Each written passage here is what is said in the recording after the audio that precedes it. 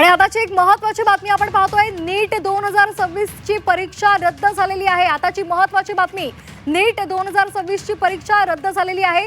सकाळी या संदर्भातली बातमी आलेली होती की पेपर लीक झाला होता आणि त्यामुळे आता या संदर्भात काय नेमके अपडेट्स मिळतात हे पाहणं महत्त्वाचं आहे। पण सध्याची एक प्रमुख अपडेट आहे, नीट 2026 ची परीक्षा रद्द झालेली आहे। आताची महत्त्वाची बातमी, नीटसाठी अनेक विद्यार्थी अभ्यास करत होते, मात्र आता 2026 ची नीट परीक्षा रद्द करण्यात आलेली आहे। पेपर फुटीनंतर हा निर्णय घेण्यात आलेला आहे। दरम्यान या संदर्भात सीबीआय चौकशीचे आदेश सुद्धा देण्यात आलेले आहेत। आताची महत्त्वाची बातमी, पेपर लीक झाल्यानंतर नीट 2026 ही परीक्षा रद्द करण्यात आली आहे। सीबीआय चौकशीचे आदेश सुद्धा या प्रकरणात देण्यात आलेले आहेत।